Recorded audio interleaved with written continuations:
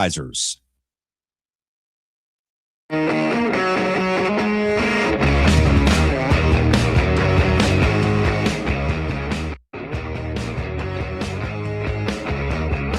everybody, welcome.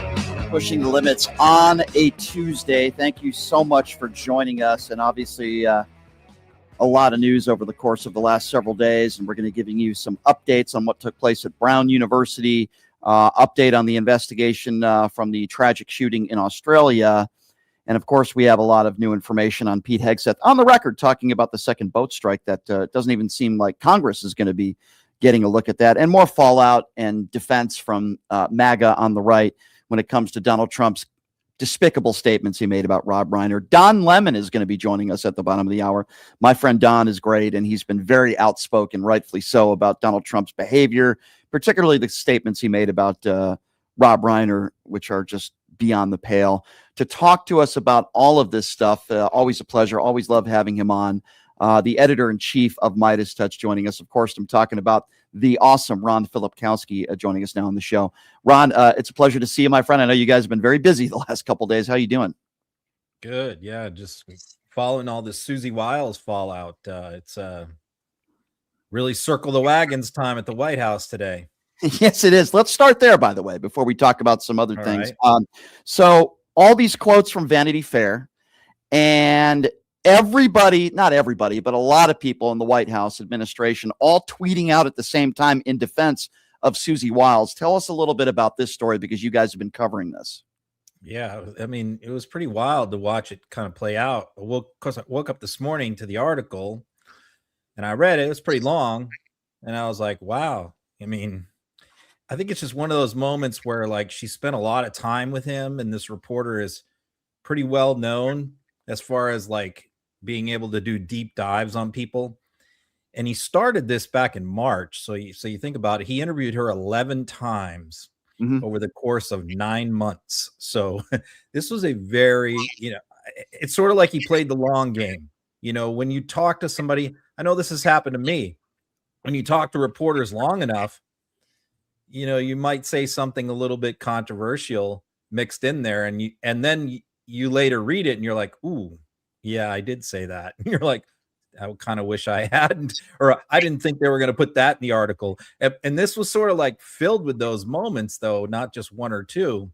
Right. And so I will say, by the way, Susie Wiles doesn't follow very many people on social media, and she hasn't posted on social media since before the election. She used to post fairly regularly, not a lot. But I'm one of the few people that she does follow and has followed for a long time. And probably one of the only Democrats she follows on social media.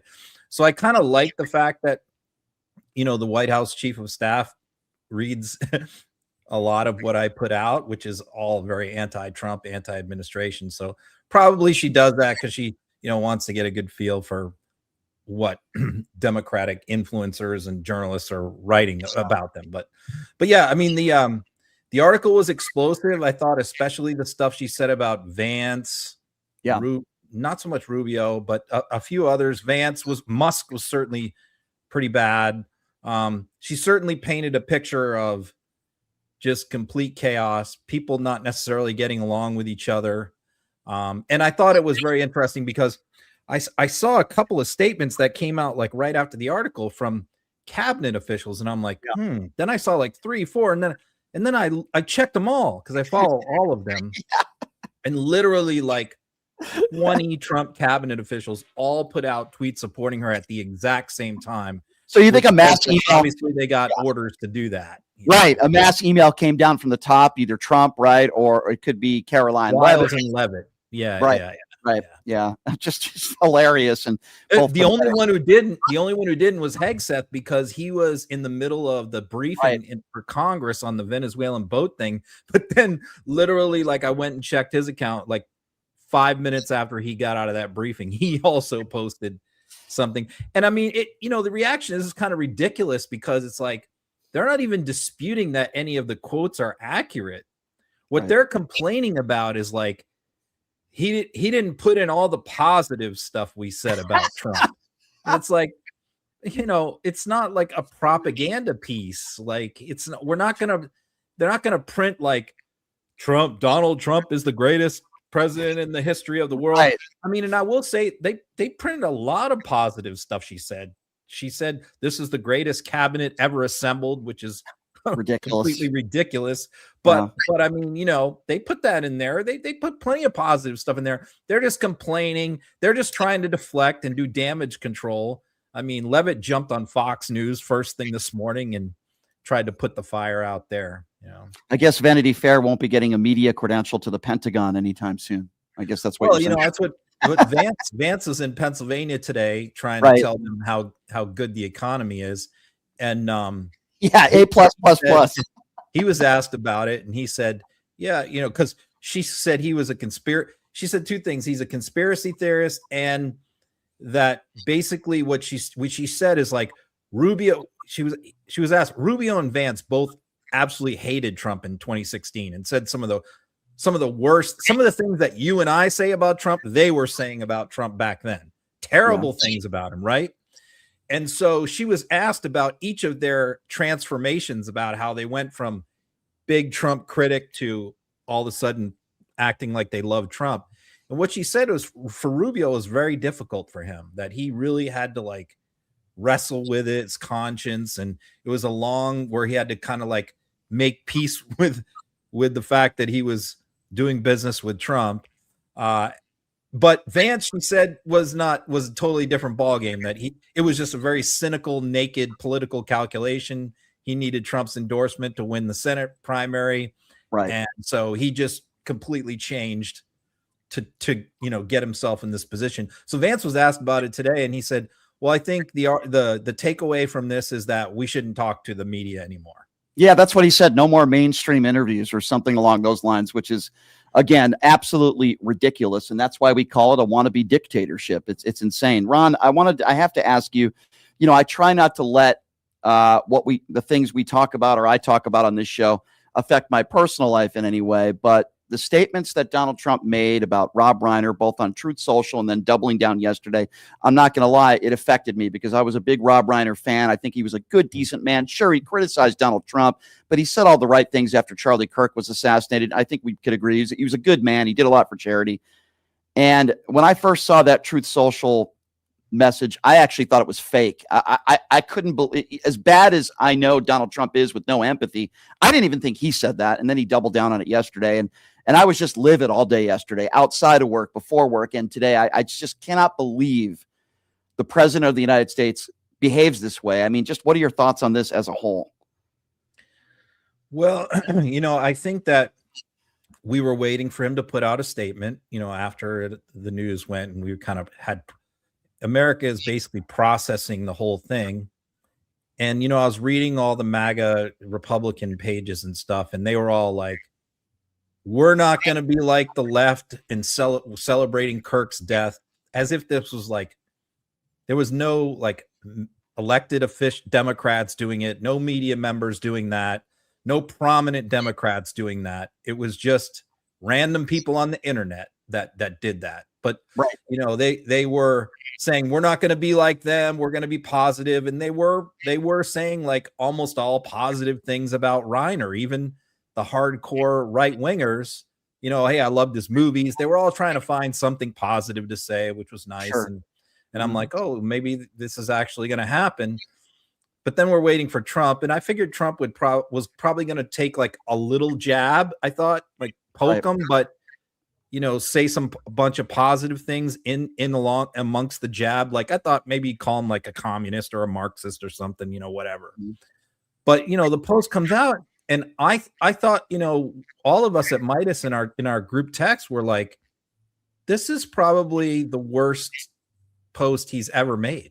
I mean, and he's made so many horrible, terrible, nasty, disgusting social media posts over the decades.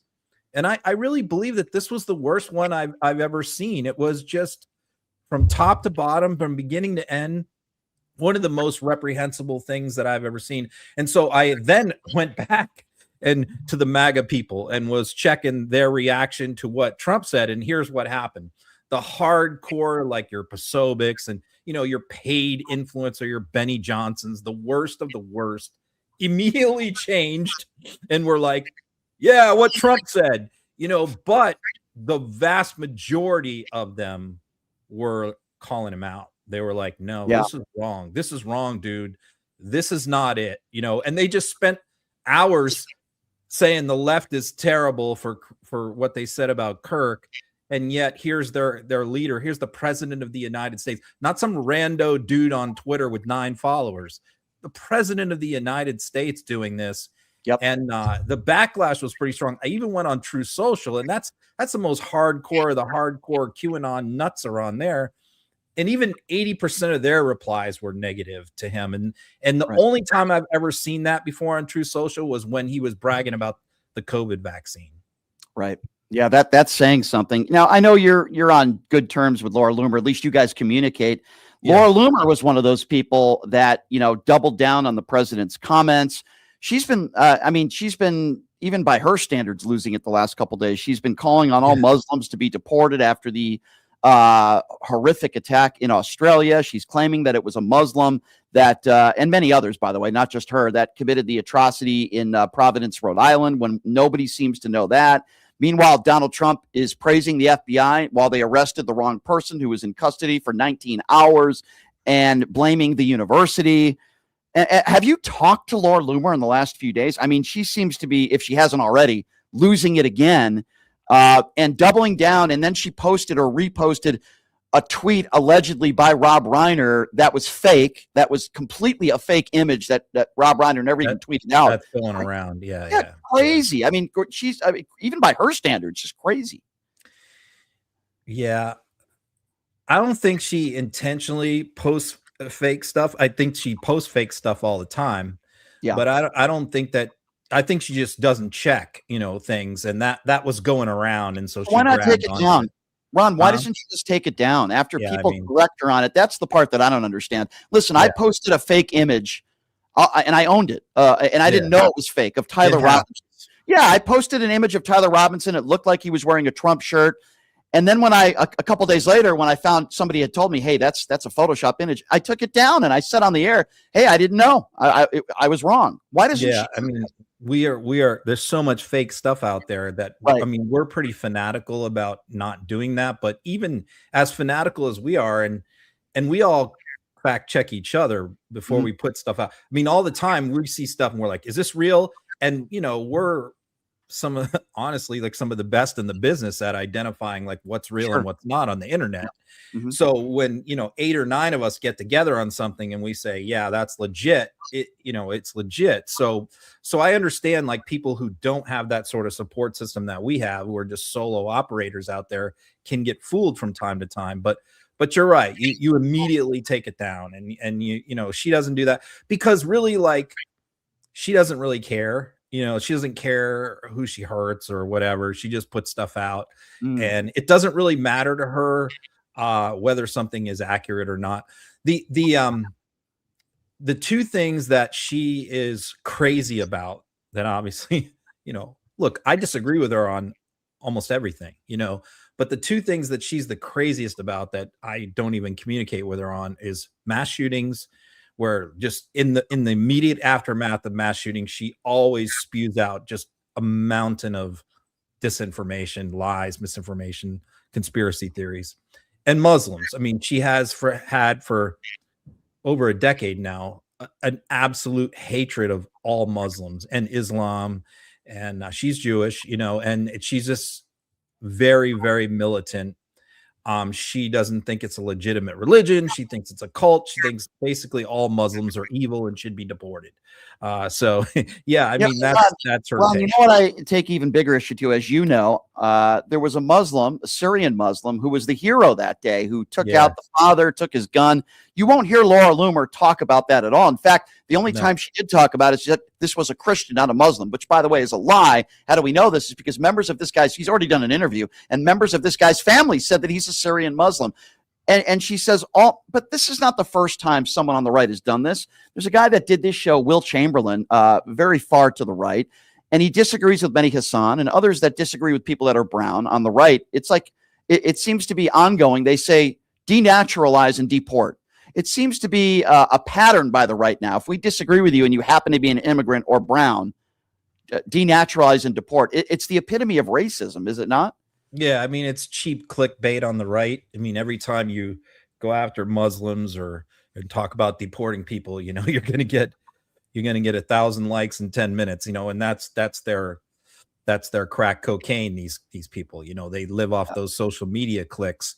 So they know that every time they go after Muslims, they get validation in return. But the irony here is, like, during the campaign, Trump actually spent a considerable amount of time courting the Muslim community, especially in Michigan. And a lot of Muslims in Michigan voted for him. And that's probably could have actually made the difference in him winning Michigan. And so, that was a very cynical thing, because obviously he turned his back on them immediately. Yeah. And Ron, I'm not even going to say conspiracy theory. It's just pure stupidity. People on the right are saying, wow, look at all the strict gun laws in Australia, and look at what happened when there's 800 times more gun violence in this country than there is in Australia. And I say to myself, how could you even try to make that argument? There's almost no gun violence in Australia. This is a horrible thing that took place. Something like this hasn't happened in over 30 years. How do they make that argument? Like, I don't understand, Ron. That's the thing. Like, they have one mass shooting incident, and then they're like, see, gun laws don't work. When, first of all, guns are not banned in Australia. You can have them. They're just very strictly regulated, licensed, all that kind of stuff. You have to go through courses to have it, background checks, much more extensive than here. So it's not impossible to get guns, but they do the same thing in here. Like, New York City bans handguns. Somebody commits a crime with a handgun. Same thing in Chicago. Chicago bans handguns, but guess where, like, I think I saw the stat, 40% of gun crimes that occur in Chicago, the guns are traced to Indiana, the state right next door. So they just drive over across the border to Gary, Indiana, and buy their guns and bring them back. But Ron, they don't want to talk about that. They want to talk about black on black crime and gang violence. If not for gang violence in all these Democrat cities, there wouldn't be any gun violence. But they don't want to talk about where these criminals get the guns. And you're absolutely right. Most of these guns are next door, or you get them illegally. Yep. And so you haven't had a mass shooting, like you said, in Australia in like 3 decades. And they, since they had their strict gun laws go into effect, but, they have their first one, and then all of a sudden it's like, oh, gun laws don't work. It's like, well, yes, they do work, because in that time period, we've had, I don't know how many thousands of mass shootings, and they just had their first one. Obviously they work. Yeah, it's not even debatable. I think we have like around one mass shooting every day. It's just horrible, and I just don't understand these arguments. Last question for you here, Pete Hegseth, and this is a story you guys have been on top of at Midas Touch. Pete Hegseth asked again, when are you going to release this second boat strike video? And he basically said, nope, it's not going to happen. It's classified. He won't even show it to Congress, which leads me to believe, and I think you would agree with me, there is some damning stuff on that second video that would probably prove that, yes, Hegseth and the Trump administration, members of the administration, have committed war crimes. And he doubled down on that again, saying, nope, we're not going to release it. These boat strike videos, they're like MAGA porn is what I call it. Because these guys, I swear to God that they get off on watching these videos. So, and Hegseth does too. So they put these things out every single time. I mean, they put one out last night. They did 3 boat strikes last night, put out the videos. They put them out right away the same day, and they love it. They all pass it around and they celebrate. Oh, this is great. Isn't this great? And yet this one particular video they don't want to put out. I wonder why, And then he's like, well, we're not going to put out.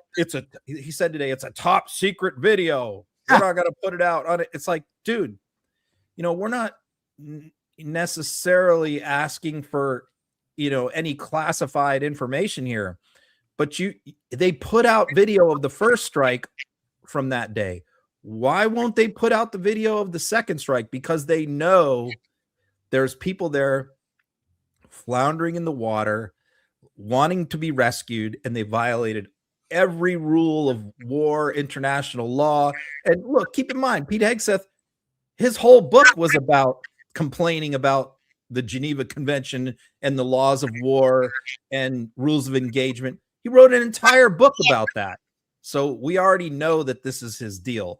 So it's obvious he just wants to hide this from the American people. At the same time, I could see like if they didn't put out any videos at all, that's one thing. Yeah. But they put out videos of every single strike except for this particular one. Yeah. So I think that tells anyone with an IQ over 20 that there's some very damning stuff on that video, Ron. I know you're a hard man at work, so I want to let you get back to it, but I do always love it when you tell our listeners real quickly, what do you got? What are you writing today for your Substack that people can check out? Oh, yeah, lots of stuff, the Wiles stuff, some gossipy stuff on Kash Patel's and his girlfriend. They haven't caught this Rhode Island guy, and he just recorded a podcast with Stephen Miller's wife, Katie, which is airing at 6:00 today, which I'm getting ready to watch and post clips of that. I'll be posting clips of that at 6, but it's stuff like that. Just ridiculous stuff. Couple little things about Don Jr. getting engaged, Marjorie Taylor Greene getting engaged. Love is in the air in MAGA world, right? I saw that. I wonder if Brian Glenn will still be kissing Donald Trump's ass in the Oval Office. We'll have to wait and see. Huh? No, he's bailing. He left. Good. I actually talked to him about that. Yeah, he basically had to choose between Greene and Trump, and he chose Greene. He's moving to Georgia. Two very difficult choices that I wouldn't want to have to make. But hey, I'm glad, at least in this situation, it appears as though he made the right choice. So I'll give him maybe a little bit of credit for that. Well, I look forward to the Substack. I love it, Ron. You're one of the best in the business. I always appreciate your time, my friend. Have a good rest of your day. We'll let you get back to work. And as always, Ron, I appreciate it. Thanks, Ron. All right. See ya. Take care, Ron. Ron Filipkowski, everybody. Always love Ron. Always appreciate it when he comes on. I don't think we're going to take a break. We got Don Lemon coming up here in just a few minutes. I do want to say this really quickly. I try to not let this show and what's happening in the world affect my personal life and affect my mood. But sometimes it's really hard, right? And we talk about a lot of very serious topics on the show, and I'm not phony. People can call me what things that they want to call me, but I don't think anybody would call me phony. I'm a pretty genuine person. The way I feel about things on the air is the way I feel off the air, but I try to separate work from other stuff. But I got to tell you, it's very difficult with the behavior and the things that Trump says on a regular, everyday basis, and the things that I have to talk about to share with all of you. And yeah, the last couple of days have been very difficult. Starting Sunday night, I would think. Obviously, the shooting and all those innocent people that lost their lives and were murdered in Australia is terrible. It reminded me of the October 1 shooting here in Vegas in some aspects, just people running and bodies everywhere. And it was just horrible. It brought me back to those days. And a friend of mine was shot in the October 1 shooting. So it brought me back to that. And then, of course, what took place at Brown University is horrible. But what really stuck with me was the Rob Reiner situation. Trump aside for just a moment. Hearing about what happened to Rob Reiner and knowing that the last couple breaths of his life and his wife's life had to be on their mind, that their son did this to them, clearly. I can't imagine much of a worse way to go than that. And yeah, Rob Reiner was a Democrat, and Rob Reiner did a lot of good things for a lot of people. Forget about just the amazing career that he had and all those people that he helped along the way and so many wonderful movies. The charity work that he and his wife did. Now, Rob Reiner was not gay, but all the stuff he did for the LGBTQ community. Rob Reiner was not transgender, but all the things he spoke about for the trans community and minorities. Rob Reiner was a good man. And I got the chance, as I mentioned, to interview him years back. And what I got from that interview was how warm he was, how comfortable he made you feel. Yes, he criticized Donald Trump, rightfully so. Just because you criticize an elected official doesn't even make you even close to being a bad person. And Rob Reiner's right. Rob Reiner never endorsed violence. In fact, he called it out. After Charlie Kirk was assassinated, Rob Reiner said all the right things. And Donald Trump's Truth Social tweet, this isn't about politics. Donald Trump's Truth Social tweet and what he said yesterday in a press conference is so repulsive. This isn't about politics. And when I bring this up with people that might be Trump supporters, I'm not bringing it up to talk about politics. All I want to hear from somebody is that was repulsive. It was disgusting. That's not right. He shouldn't have said that.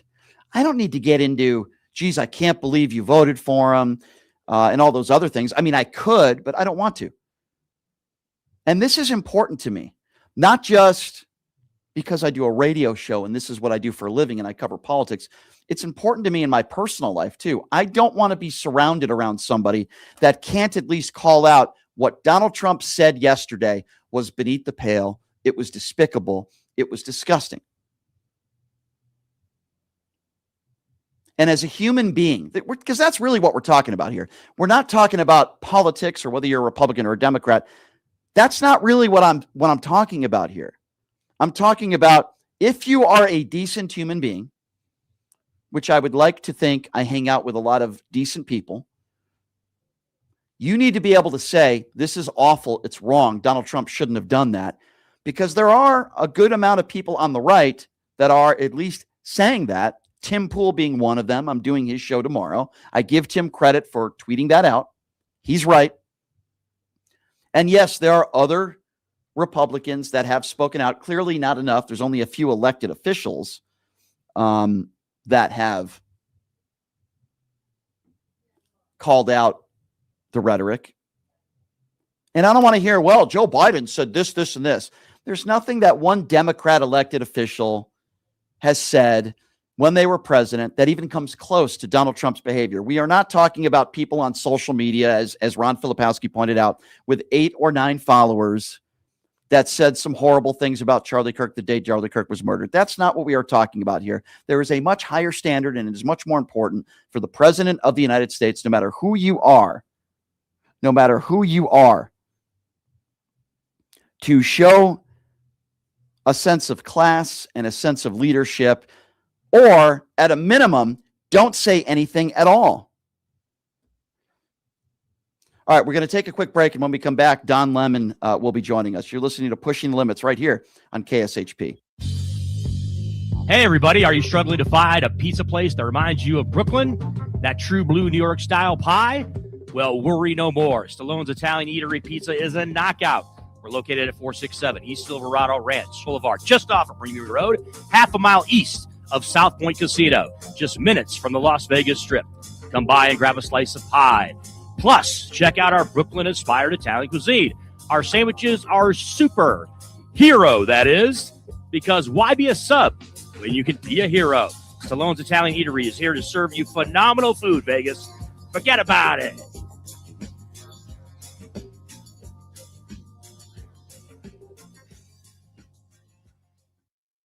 You are way too smart, way too talented, way too good to be where you are. You are meant to be making way more money, feel way hotter in your body, and having way more fun. Hi, I'm Nicole Mitchell, and I'm a life coach. I help you get hotter and richer. If that is what you're looking for, you can find me at NicoleMitchell.com. My name, Nicole, is with a K, NicoleMitchell.com. You can reach out to me on my website or on Instagram, and I will be happy to be in touch and figure out what you're looking for and how I can support you in getting there. Who would have thought there'd be so many kids playing ice hockey in the desert? Jake Helb's Hockey Foundation and the Las Vegas Ice Warriors, founded by Gina Yousafzai 8 years ago, made it possible for families who can't afford the equipment and fees. Donate today at www.hockeyforkids.org and help us continue making a difference. Join us in supporting Jake Helb's Hockey Foundation and the Las Vegas Ice Warriors, where every kid gets a shot at the starting line. Just a reminder, our website is www.hockeyforkids.org. Have you ever dreamed of having your own radio show or a podcast, but just didn't think it was possible? Well, dreams can come true. Radio U. Radio U is a 5-day course that'll teach you how to acquire your dream show. We'll teach you how to host, how to write commercial, how to interview, how how to market, how to write a contract, and most importantly, how to monetize your dream radio show. You'll learn from some of the best in the business with over 75 years in broadcast experience. You'll learn from people like me. And the best part, every single student will be live on the radio as part of the class. Plus, one student from each class will get their very own radio show. You'll be live on the air right here in Las Vegas. Radio U. The 5-day course is being offered at $699. For more information, give Radio U a call. 702-763-5024. That's 702-763-5024. Or check them out at Radio Y.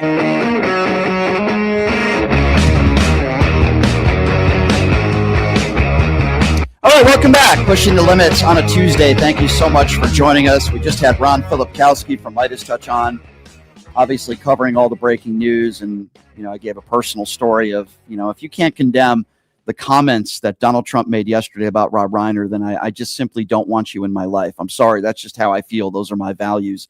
Joining us to talk a little bit about this. Love having him on. Always appreciate it when he takes the time to join us. He was also very outspoken, and rightfully so, on Donald Trump's statements about Rob Reiner. The great Don Lemon joining us right now on the program. Don, it is always great to see you. Thanks so much for coming on short notice. How are you?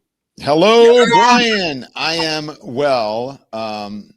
I am not well about the president's response to Rob Reiner and Rob and Michelle Reiner. It was just, I think it was beyond the pale. I'm not angry about it. It just makes me wonder, what's the limit for people? This is vile. It's gross. It really is, Don, and I just don't seem to understand the MAGA pretzel people put themselves in, and then they make the defense of, well, look at the way the left reacted to Charlie Kirk. First of all, there's not one Democrat, not one Democrat elected official. Bullshit, Brian. It's bullshit. Of course it is. Are there trolls online? Absolutely, Brian. I've seen trolls. Okay, fine. But that cannot be the test because there are trolls online and anonymous people who say all kinds of crazy shit. I did not see one person of substance, one Democrat, one leader, one representative who took glee in Charlie Kirk's death. That is a lie. Even Piers Morgan said, I saw people taking glee. No one I know. Wow. I did not see one person. Not true. And look at what happened. Look at what Rob Reiner said, Brian, when Charlie Kirk died. He could not have been more gracious to his widow and to the people who support Charlie Kirk. And so now you have Donald Trump, who is this small shell of a subhuman, who's supposed to bring people together he's supposed to unite instead of divide in these situations. And he just doesn't have the capacity to do it. He is just an imbecilic, small, I can't say on your show what I think about him. Small genitals. Well, yeah, I could say small, but I'm just saying, but he's a small, tiny human being. And, sure. He can, what? So, Don, I was angry because when I first saw that Truth Social tweet, I didn't even think it was real. I thought it was even beyond the pale for Trump, right? I mean, I thought he put a jab in there, here or there, because that's who he is and he has no empathy.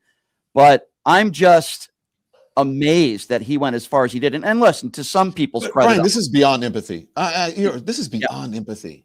Yeah. This is someone who cannot even act like a human being.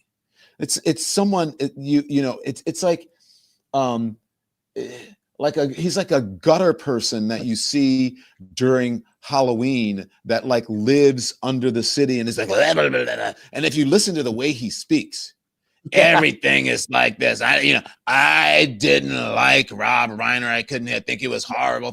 It's like every word is like he's vomiting something. He's like barfing something up. And it's just, and to see the contrast, all you have to do, look at the statement that he put out and look at the statement that Barack Obama put out. It's not even about empathy. It's just about, and even if you don't have empathy, have some effing respect for the office that you hold, the position that you hold. And he has none of that. For me, that means I believe it's all disqualifying to be president of the United States. Yeah, I couldn't agree with you more. No, I'm fine. I couldn't agree with you more. There's only a couple elected Republicans that are actually speaking out on this. A lot of Republicans that are in the, I mean, that's something else I think that's important to note. I mean, I have to ask you about obviously the tragedies, one of which took place in Australia, and the excuses from the right. Well, first of all, the Laura Loomers of the world want all Muslims to be deported. Meanwhile, it was a Muslim that was a hero who did such a wonderful thing and taken the gun away from the father. They want all Muslims to be deported. And then they'd make the case, well, look at all the gun laws, strict gun laws in Australia. And then this happens when gun violence in this country, as you know, Don, 800 times more chance of being the victim of a gun violence in this country than there would be in Australia. It's like, I don't understand it. I'm surprised it's not more, but look, in Australia, if you look at I think they've had like 1 or 2 over the past, I forget how many years. I think they had like 13, and then they imposed these strict gun laws, and they didn't have any. So, and I talked about this yesterday. I had the stats on my show yesterday, but to compare this to Australia is just someone who's another imbecile who's doing that. There is no comparison. And no one is saying by having sensible gun legislation that you're going to get rid of all gun violence. I don't think it's possible to get rid of all gun violence. I think that as long as people have guns, there's going to be gun violence, as people are going to have accidents, people are going to use it to off themselves or whatever it is, or in domestic disputes or whatever. But you can certainly lower the chances of someone who should not be in possession of a gun, someone who's having some mental health issues, someone who is on a vengeance plot to get someone, because it gives them time to cool off if you just had certain things in place, or even if we enforce some of the things that are in place. So I think I think it's absolutely ridiculous. And again, this whole comparison to Australia and the comparison to Charlie Kirk, it makes no sense. There is no comparison. 0 sense. And meanwhile, also the tragedy that took place in Providence, Rhode Island, these people on the far right have no idea who's at fault. But they're saying it was a leftist. Look at the way he walks. It was a Muslim. It was this, it was that. And then they arrest the wrong person, and Donald Trump is praising the FBI. Meanwhile, they have no idea who's responsible for this. They're desperate. They're desperate for some good news. But let's talk about this, because you mentioned Laura Loomer and wanting to, you said deport all Muslims. Yep. Let's just be honest, Brian, about who commits most of the political violence in this country and uses guns. And so would Laura Loomer want people to start rounding up young and middle-aged white men? I mean, you look at the people who commit most of the crimes against children and child, abuse, pornography or whatever. Would she want middle-aged, ask Tim Tebow, would she want them to start rounding up all middle-aged white men in this country? Because if you want to pick and choose, or if you want to have the same standards, I should say, about who gets deported and who doesn't, then you would be asking for all of those people to be rounded up. You would be asking the people who tried to overthrow the government on January 6th to be rounded up and deported. Or to be put in prison or in some sort of facility where they don't see the light of day for a while. Except in those cases, what do? You pardon them, you exonerate them. So Laura Loomer just needs to have a seat and shut the. I completely agree with you. It seems to be a pattern, Don, from the right. If they disagree with somebody like a Mehdi Hassan, a lot of people on the right will say denaturalize and deport. Basically, they're just owning their racism. That's really what this is. If we disagree with you, we want you deported because you're a brown person. That's what they're saying. But if we wanted everyone denaturalized and deported, we all would be gone except for the Native Americans and the black people. Because we didn't come here voluntarily, and the Native Americans were here. And guess who else was here? Also, Mexican Americans were here before any of the folks who believe that this country belongs only to them. So if you want, sure, start doing it. I'm fine. Go ahead and have at it. Go do it. Yeah. Seriously, right? That's funny. What an idiot. These people are idiots. Just complete idiots and racist and bigots. And sometimes I'm embarrassed to be white when I see there are so many stupid white people in this country. Anyway, it's just the truth, Don. It's the truth. I know you can't say that, but I'll say it. 93% of black women didn't vote for Trump, okay? 80% of black men, now I think that's 20% too many, but didn't vote for Donald Trump. The reason why Donald Trump won is because 53% of white women voted for Donald Trump. Young white men voted for Donald Trump. So, don't even get me started there. Last question I wanted to ask you, Don, about the whole Erica Kirk Candace Owens situation. It's interesting because I'm doing a 3-hour debate with Tim Pool tomorrow. I'm going to talk to him about this. But you are a glutton for punishment, man. Yes, I am. Yes, I am. And I'm going to AmFest on Thursday. So yes, I am, Don. But I think as we've talked about this, Erica Kirk's behavior has been odd, strange to say the least. What is going on here with Candace? Listen, I know you did a great interview, by the way, with Candace Owens. It's one of the better interviews I think anyone's ever done with her. And I've never liked her. I think she's a grifter. I think she's a phony. I think she's doing this for clicks. I also think Erica Kirk is on her media tour for money and for clicks, and she should be with her kids. But what is your take of this whole situation? Well, it's all a grift. I mean, I think both of them are grifting. And so, they deserve each other. I mean, Candace Owens can't possibly believe some of the things that she says or some of the conspiracy theories that she's espousing. And if she has ever, I'm not sure, I don't follow Candace Owens that much, but if she's ever, made fun of or criticized a QAnoner, then she's become one. Yeah. So she can't criticize him. But there is no evidence to anything that she's saying. But I say, have at it. They all deserve each other. And I think, look, Erica Kirk, she can respond however she wants to respond. But it certainly is odd behavior for someone who is grieving to be on a media tour the way that she is. And I think for her own mental health and well-being, she needs to get out of the spotlight. That's my opinion, because having gone through, I just went through the grief of my sister and I didn't want to go anywhere. And I wasn't on a tour. Once I came back, I wasn't on a tour where the spotlight was on me and everyone was asking me to do things. So I think, look, when you build a movement on conspiracies and lies, this is what you get. You get people arguing over conspiracies and lies, and then there is no reality and no facts anywhere. So all you get to do is just keep grifting upwards and upwards and upwards. Candace Owens thinks that this is going to probably gain her more viewers, and it is, and more subscribers and more money. So she's doing it. And Erica Kirk, as long as she's out there, TPUSA is going to get more people who support, more people who view, and they're going to make more money as well. It's all a grift. And for the record, you're not a grifter. You just surpassed 1 million subscribers on YouTube. Congratulations for that. It's because you're really good at what you do. And always love having you on, Don. I have to make a cameo on your New Year's Eve show. Yeah, are you going to come? I tell you, no, seriously, we will dial in and we'll have you do if you want to. I would love for you to do New Year's, to ring the New Year's in Vegas. I will be on the strip somewhere. You're going to be in New York though, right? You're going to be stripping somewhere? What are you doing?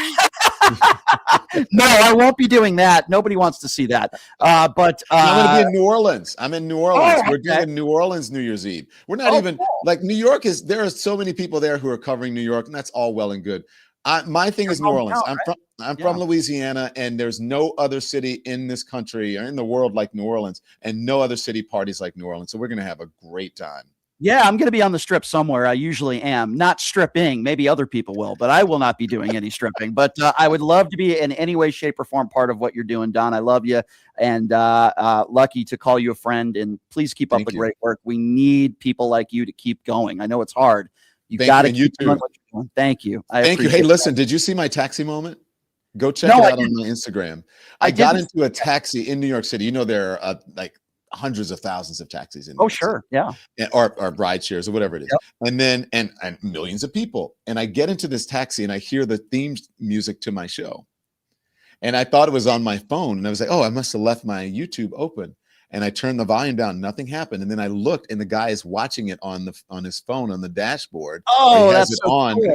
And I started videotaping it, and I put it, and it's got 10 million views on my Instagram. It's hilarious. And I said to him, I never do this. I'm not that person. I said, do you know who I am? And he turned around and he goes, oh, my man. You don't realize, and there's a lot of lemon heads that watch my show, and every single time I announce that you're coming on, they get very excited. And it's hard maybe to realize, I have a small taste of this, when you meet people in person and you realize your show and what you do and how many people you affect in a positive way. There are so many people that watch your show every single day, and they're very stressed out. They're struggling. They're living paycheck to paycheck, but they listen to you, I think, a big part because you are their voice. right? You are their voice. And now you can say pretty much whatever you want. You're not censored like you were. And they get to see the real you. And I think that's why you're so popular. And that's why you have so many subscribers in such a short period of time, so that's why I say keep doing what you're doing. I talk to these people every day. They love you. They love what you do. And I'm one of them. So yeah, I look forward to maybe being a part of your New Year's Eve show. I'd love to make a quick cameo and say hello. And who is this? Look, is this Wendy Woodbury on 1458 says, yes, I am a Lemonhead. Do you see that? It's on the YouTube page. It was at least. Oh, that's cool. That's cool. Someone's watching us. Oh, and there's Karen Bainey. Don Lemon, you're a popular dude. Keep up the good work. You can't see you can't see it right now, can you? I can. I'm not looking at I need to do a better job of that. Sometimes I don't look at the live chat as it's going on. But Cheryl Dossett, your producers are putting him up. Cheryl Dossett, 7260. Love Don. Yep. Oh, they all love you, man. They all love you. They all love Cash. Hi. All right, guys. Thank you. Hey, you're the best, buddy. Thank you. Thanks. Let's Thanks talk offline about New Year's Eve. Yes, I'd love to. Thanks for the time, Don. Get back to work, and I appreciate you. All right. Take care. Don Lemon, everybody. He's got a lot of lemon heads in the chat. I told him I wasn't lying. Thank you, everybody. Don's the best. And, being in this business that I am in, and doing social media stuff and being on YouTube and X. And, I told you guys how I met Don a few years back, and a year and a half maybe. And some of the relationships that I make and the friendships that I have because of this show, I don't take that for granted. And Don is one of those people. I can tell you the conversations and the stuff he says to you guys on the air. He's the same guy off the air. He's compassionate. He's very intelligent. He's also very funny. He's got a good sense of humor. And, by the way, I feel the same way about Ron Filipkowski. These are two brilliant people as far as I'm concerned, far smarter than I. Ron's great at what he does with Midas Touch, and we're very lucky to have him on. And every single time I text Don Lemon, he always graciously says yes, and he does this show, and he does not do a lot of these interviews. So I'm very humbled by that. So we appreciate Don, and always appreciate Don taking the time to come on. He is just the best, and he has been very outspoken. I don't think we have to take a break. Do we have to take a break? All right. My producer is nodding his head yes. So here's what we're going to do. We're going to reset things a little bit. Two phenomenal guests. To me, it doesn't get much better than that. Ron Filipkowski and Don Lemon on the show today. So I have a lot of audio to play for you, and then we're going to take some phone calls. A lot of the breaking news. J.D. Vance holding a press conference today, just completely embarrassing himself. We're going to play that for you. Mike Johnson doesn't want to talk about Donald Trump's statements about Rob Reiner. Geez, I wonder why. And Pete Hegseth, on the record today, asked about whether he released the second strike video to the public. We have his answer coming up next. We'll take a quick break in 90 seconds. We'll be back right after this. It's Pushing the Limits right here on KSHP. Hey, everybody. Are you struggling to find a pizza place that reminds you of Brooklyn? That true blue New York style pie? Well, worry no more. Stallone's Italian Eatery Pizza is a knockout. We're located at 467 East Silverado Ranch Boulevard, just off of Premier Road, half a mile east of South Point.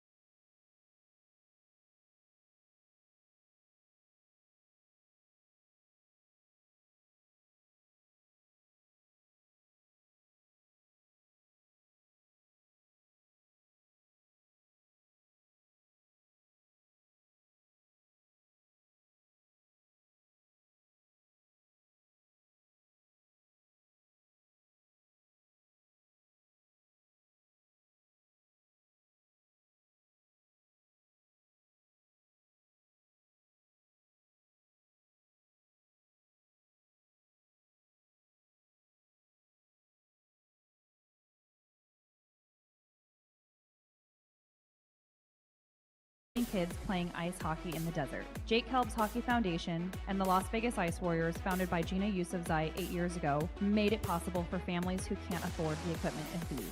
Donate today at www.hockeyforkids.org and help us continue making a difference. Join us in supporting Jake Helb's Hockey Foundation and the Las Vegas Ice Warriors, where every kid gets a shot at the starting line. Just a reminder, our website is www.hockeyforkids.org. Here's the deal.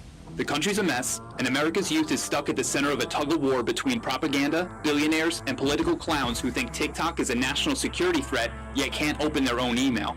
But the real threat that keeps them up at night isn't TikTok. It's the power of the youth vote, and that's what the Unfuck America tour is after.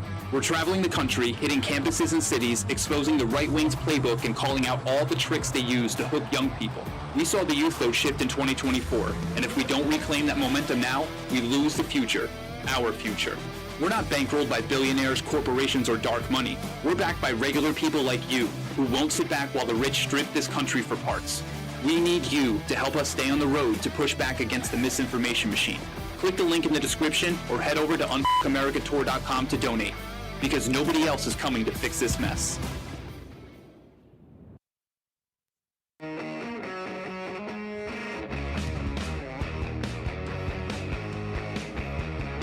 All right, welcome back. Pushing the limits on a Tuesday.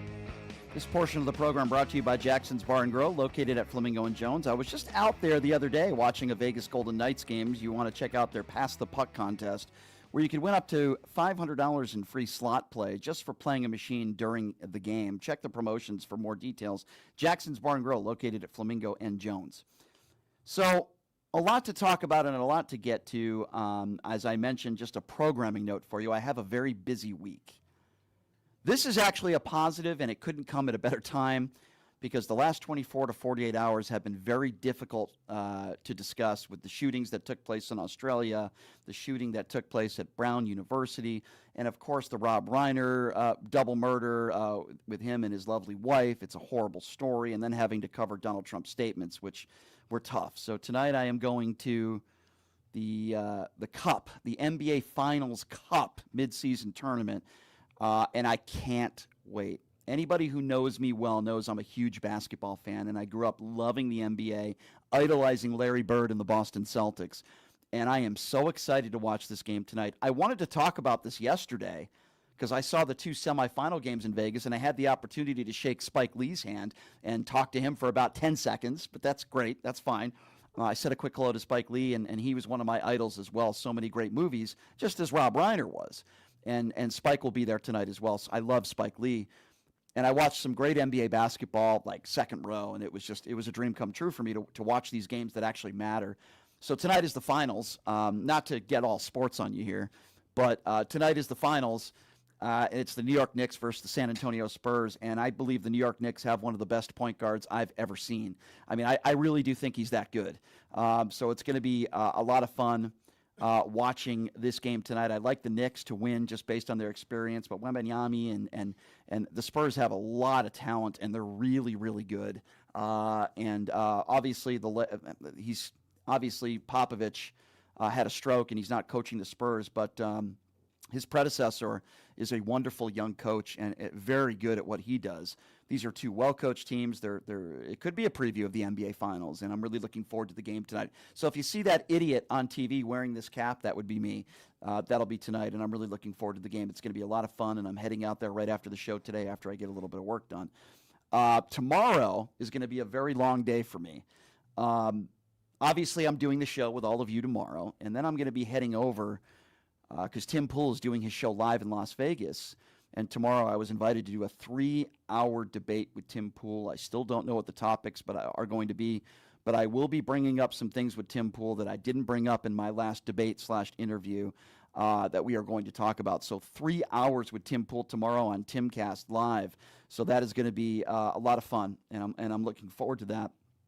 And I'm probably going to be mentally drained on Thursday morning when I decide to travel to Phoenix for AmFest. I have a scheduled debate. It is a pay-for-ticket debate, part of the Un-F America tour. We had Z in studio yesterday.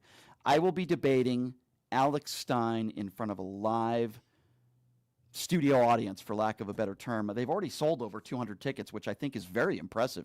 Destiny's going to be there. Adam Mockler's going to be there. Everybody for the Un-F America tour. So I really can't wait. And I'm going to be hanging out with my boy, Robbie Roadsteamer. Robbie Roadsteamer's going to be out there, and we're going to be singing songs. And I think he's going to be, what is he, the Guantanamo Gator? Or is he going to be the giraffe? I don't know. I spoke with him yesterday. I forgot which outfit he's going to be in, but he's going to be singing songs outside of the Turning Point event in AmFest.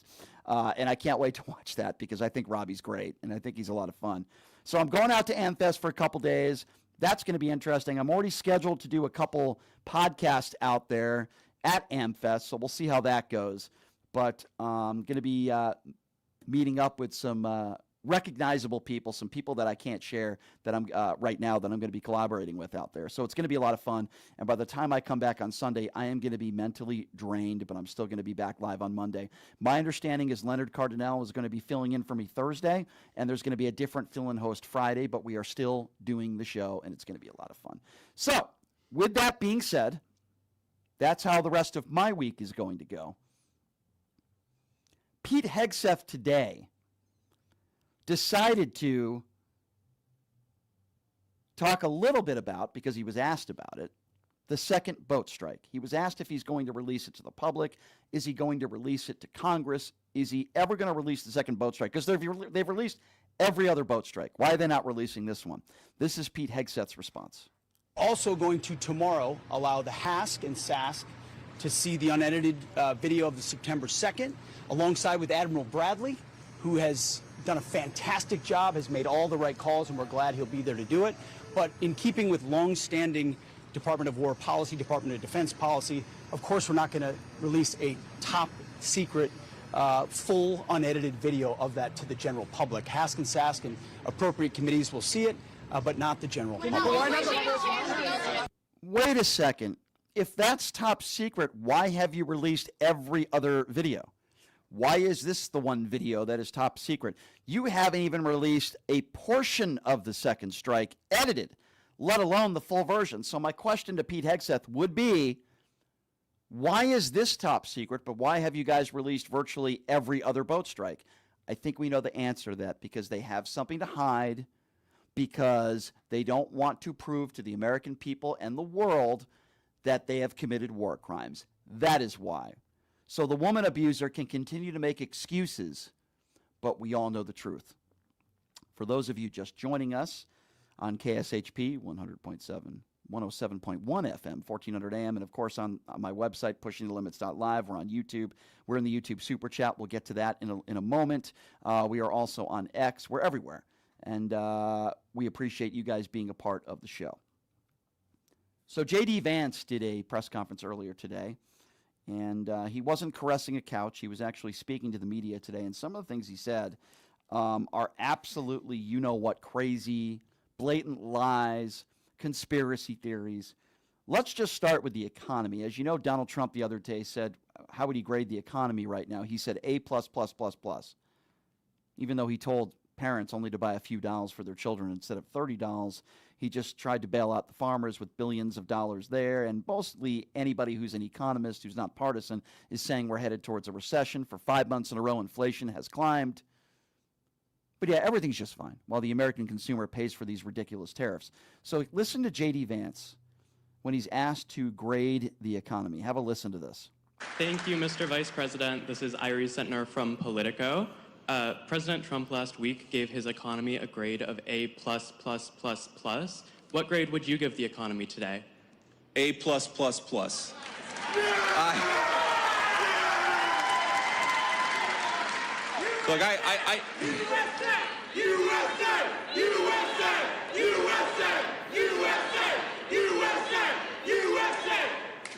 Look, Here's the simple fact of the matter. Again, you have to understand all of this stuff in context. You have to ask yourself, what has the Trump economy been able to build over the past 10 or 11 months, given what we inherited from the Biden administration? Ladies and gentlemen, we had the worst inflation crisis in 50 years in the United States of America under Joe Biden. All right, so first of all, that's a lie. The unemployment rate was 4.1% when Joe Biden left office. It's now up to somewhere between 4.6 and 4.7%. Inflation has gone up for the last 5 months steadily. The job growth, especially in the private sector, has been some of the worst we've seen in decades. Why don't you ask the farmers how the economy is? Would they say it's A++++? It is a joke. Look at the GDP growth and where it was when Joe Biden left office and where it is right now. So J.D. Vance is lying, and for those imbeciles, and that's what they are, they're uneducated and ill-informed, middle-aged white people that I would call MAGA mushroom gobblers that were chanting USA, USA. Is it USA, USA when he bails out other countries' economies? Is it USA, USA when it's make China great again? Is it USA when he invites former Al-Qaeda leaders to the White House?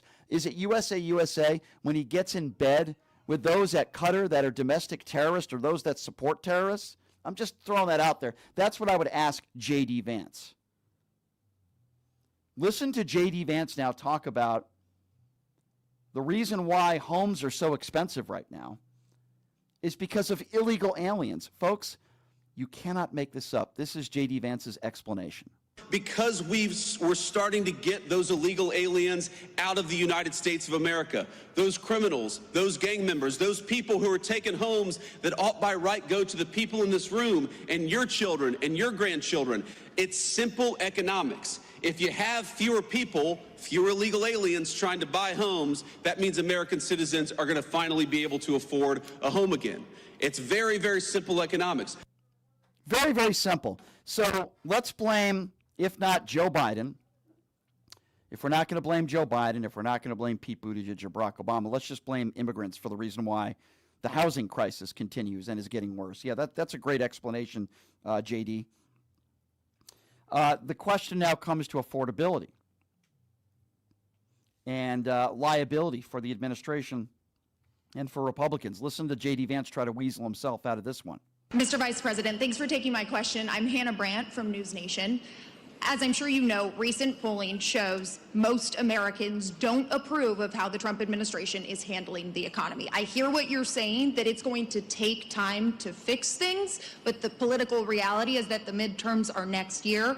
Are you worried that affordability is a political liability for your administration and for Republicans? Look, I'm not worried about the politics because I believe fundamentally in the wisdom of the American people. When we go out there and we tell our story that gasoline and energy got way too high under Joe Biden's administration, but we've lowered the cost of energy, the American people will understand that. The American people know that.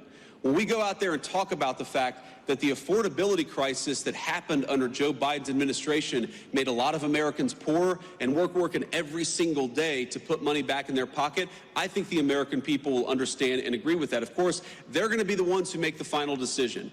But I feel very confident that if we keep wages high, we keep energy prices low, we keep on chipping away at the affordability crisis created by Joe Biden's administration, yes, I believe the American people are going to reward us because the American people are smart.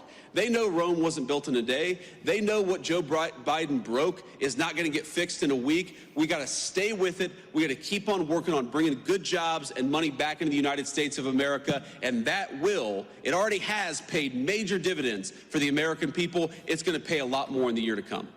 Thank you. What is he talking about? A simple fact check would tell you that energy cost is up somewhere around 13%. And yet they clap because these dumb Trump supporters, they can't spell the word fact. It's a simple fact check. Look at the cost of energy. It's up. What is he talking about? And then he starts saying, well, listen, you can't fix all these things in a day. It was Donald Trump who campaigned on he's going to lower prices in 24 hours. Listen. You know, I hear these Democrats talk about this as if you were going to fix these problems in a single day. It reminds me of probably the third day in the Oval Office where eggs had gotten so expensive under the Biden administration. And you look, I'm the Vice President of the United States. I'm a very blessed man. But we have 3 little kids who eat a lot of eggs. And so I know the price of a dozen eggs. So the price of eggs got really high during the Biden administration. It was the third day in the White House, and some reporter said, what are you doing about the price of eggs? Haven't you seen they're so expensive? And the president's like, lady, we've been here for 3 days. It takes a little bit of time to fix something that was so fundamentally broken. And so when I hear the Democrats talk about the affordability crisis that they created, it's a little bit like, Charles Manson criticizing violent crime. Look in the mirror, my friend. You are the cause of the problem, and Donald J. Trump's administration is the solution to the problem that you created. Really? Really? You guys are the solution. Then why are virtually almost every other item in a supermarket cost more now than it cost when you guys first take office on day one? Why is it Donald Trump constantly said on day one he would lower prices? He's the guy who made those statements. The reason why reporters are asking you guys these questions is because Donald Trump is the guy the war would be over in 24 hours. He's the guy who said that. He's the guy who said prices would go down on day one. And then when prices don't go down, you blame the Biden administration for your failings. J.D. Vance is such a disingenuous human scum. That's what he is. But here's J.D. Vance in his own words saying, and again, lying to the American people, because this is the claim that the Trump administration always makes to make excuses for their own failings, that somehow Joe Biden gave them the worst economy in the world. Let me give you a few facts here again before J.D. Vance lies to all of you. The unemployment rate was at 4.1%. Inflation had continued to go down month to month. It was trending in the right direction without a recession. Look at the GDP growth. Look at all these parameters that we look at as an economy in full. But yet MAGA Republicans and the J.D. Vances of the world and Donald Trump will say that Joe Biden gave us the worst economy the world has ever seen, which couldn't be further from the truth. Listen to this. We are fighting for you every single day. And I don't want you to think for 1 second that because Joe Biden gave us the worst economy in the world that we forget it. No, we know. We know exactly what we were left with. We know exactly the consequences that it's caused for so many of our great families all across Pennsylvania. And I promise you, there is no person more impatient to solve the affordability crisis than Donald J. Trump, the President of the United States. Yeah, okay. Again, more word salads and lies coming from J.D. Vance. Should we be surprised that the MAGA mushroom gobbler of the year is continuing to lie for Donald Trump and skewing numbers, never gives out actual numbers. He just generalizes about how the economy is an A+++++++. I mean, listen, we all know that J.D. Vance has no backbone and he has no decency. We know that. J.D. Vance is very dangerous. I'm going to tell you something. If that guy runs for president, which I would assume he is in 2028, I don't think he would win, but if he did win, we are in maybe more trouble. I'm sure Stephen Miller would be in his administration. Can you imagine Stephen Miller and J.D. Vance running the show? We are in a lot of trouble if that happens. We got to do everything, we make sure everything we do to get that couch assaulter out of the White House and out of public life. He is a danger. Then the right is making excuses and blaming, again, I'm not making this up because I have the audio to play for you. Lindsey Graham is blaming Joe Biden and Barack Obama for the shooting that took place in Australia. Listen to this. Obama and Biden have a lot to do with this. I blame the terrorist, but Obama allowed ISIS to come about when he withdrew from Iraq. Trump destroyed the caliphate, killed Soleimani, and got out of the Iran nuclear deal. And the dumbass Biden, the biggest dumbass on the planet, withdrew from Afghanistan, obliterated our borders, and rejoined the Iran nuclear agreement, making the Ayatollah flush with cash. And you're wondering what we're dealing with. Trump had him in a box. He killed Soleimani, the chief architect of terrorism in Iran. He destroyed the caliphate. He had him in a box. We had the Abraham Accords where people were recognizing Israel, and dumbass Biden comes along and tears it all up. And now we're fighting these bastards again.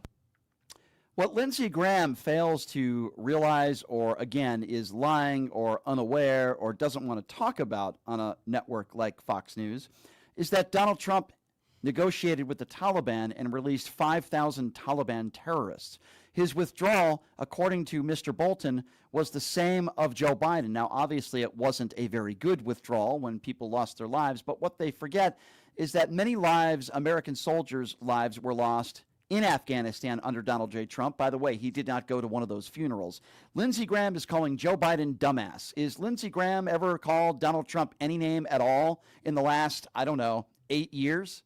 No, the answer is no, because Lindsey Graham, and by the way, I mean this, it's not a joke, I believe is literally a Trump mushroom gobbler. I actually think that he's performing fellatio on Donald Trump in the White House. I actually believe that's actually happening. Speaking of performing fellatio, let's talk a little bit about Mike Johnson.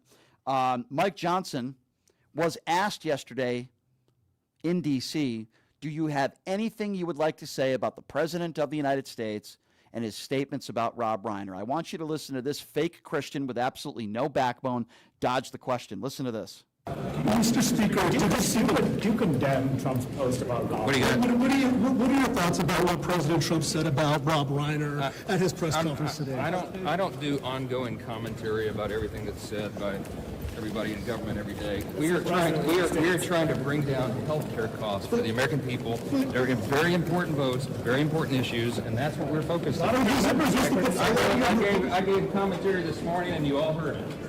No, you didn't. No, he didn't. He did not condemn any of the statements that Donald Trump made. And by the way, his excuses, we're trying to do everything when it comes to health care. What have you done? Except taking 20 million people off of Medicaid. What have you done? Oh, we're working on a replacement plan. You guys have had 9 years.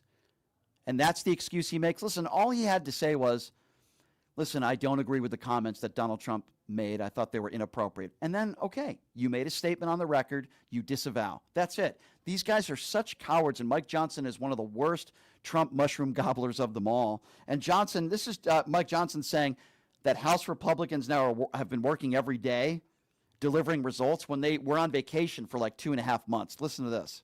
House Republicans have shown up every day and delivered real results for the American people, and we're going to continue to do so. We are excited about the years ahead. We look back now on what we've done all this year. We obviously passed the Working Families Tax Cut, the big, beautiful bill, the most significant piece of legislation that Congress has considered in my lifetime. Stephen Miller's had a quote that summarized it pretty well. He said, quote, each and every one of the individual titles in that bill will be considered one of the greatest achievements in the history of the conservative movement. Yeah, I think actually he was telling the truth there. It is known as an accomplishment in the Republican movement when you take 20 million people off of their health care coverage and people die. That's probably a good thing by Republican standards. Or when you take millions of people off of food stamps and children and families don't know where they're getting their next meal. That's probably a good thing for the Republican movement because this is what they stand for, or telling a woman what to do with her own body. This is the Republican movement. Give the biggest tax breaks to the top 1%, which is somewhere around $100 billion this year, while so many people out there that are struggling lose their health care benefits and lose their medical coverage and lose their food assistance. So I actually believe that's one of the few times that Mike Johnson was actually telling the truth. That's an accomplishment as far as Republican standards. Now, I go back to Rob Reiner because there are people on both sides of the aisle that have spoken out, not enough Republicans. But I want you to listen to Gavin Newsom, who I do think is the front runner right now if the election was tomorrow to be the next president of the United States. I do feel that way. And Gavin Newsom tells a story about Rob Reiner. They were friends. The man Rob Reiner was. Have a listen to this. The off-topic one is, can you expand upon your feelings about Rob Reiner? And his impact on California, on politics, on the Democratic Party, and your relationship with him. Well, just on that, because you hit my heartstrings. I was on a Zoom with the Reiners just a few weeks back, and had this wonderful conversation, comparing notes, and I was just reminded about how consistent they've been, how constant they've been, and the cause of not just protecting democracy, but promoting well-being, social justice, racial justice, economic justice. When, Alex, I was out there feeling a little alone doing same-sex marriage in 2004, it was Rob who reached out. That's how I got to know him, saying he had my back at a time when a lot of members of my own party, the Democratic Party, didn't. And so he's been a friend for decades, and he's actually was their co-host on an event that I'm doing later this week, so it just breaks my heart. And I don't know enough. We don't know enough. But if indeed, an own member of their own family, how do you unpack that? And that just hits home in every way, shape, or form in terms of again what we're even fighting for here today, and just trying to continue to lead by example. But anyway, my heart goes out to his family and this terrible tragedy. Yeah, I mean, that's very appropriate, and I appreciate that story that Governor Newsom shared, and that's the way a decent human being reacts to somebody that was murdered. And Rob Reiner, there is no comparison between Rob Reiner and Charlie Kirk. They like to make those comparisons. One stood for bigotry and hatred, and one stood for decency and to help those that are struggling and those that are marginalized. Let's just call it for what it is. With that being said, I was emotional the day that Charlie Kirk lost his life. I'm not a perfect human being. I make mistakes. but I certainly was not attacking Charlie Kirk the day of or the day after when he was murdered. I won't celebrate his life, but I certainly didn't celebrate his death. And you might be saying to yourself, well, Donald Trump didn't celebrate his death either. Well, when you have the president of the United States and his initial reaction is to attack the guy and to attack his character and say he has Trump derangement syndrome, and then to double down on those statements the following day, that's pretty much what you're doing. You're pretty much saying good riddance. That's what he's doing. Make no mistake about it. Now, Representative Kennedy, while I disagree with him and I think he's a complete bozo, at a minimum, this is what a Republican should be saying. At a minimum, and this was a minimum, Kennedy didn't really criticize Trump very much except for saying this. A wise man once said nothing. Why? Because he's a wise man. I think President Trump should have said nothing. Yes, at a minimum, Mr. Kennedy, yes, I agree. You should have said nothing. And when somebody asked you a question, would care to comment on Rob Reiner, why not just say rest in peace and then move on? But Donald Trump doesn't do that because he's a very sick, mentally ill man who has no empathy for anybody. This is not about politics. And let me remind all of you MAGA mushroom gobblers out there that there is not one Democrat elected official that celebrated the death of Charlie Kirk. Not one. You'll find idiots on social media and people that have no following that have said some horrible things. Sure, I don't condone that at all. But there is a difference between some moron with 9 followers on X and the president of the United States. But these MAGA mushroom gobblers can't differentiate that. They just can't. Now, I'm a big fan of Sellers on CNN as a paid contributor. I think he does a really good job, and he's a really intelligent guy. And he makes a really, really good I guess you could call it statement on the evangelical right. How can you call yourself a religious person on the evangelical right? How? Or any religion for that matter, and stand by this man. I think Sellers on CNN yesterday, sitting right next to Scott Jennings, said it best, and I wanted all of you to hear this.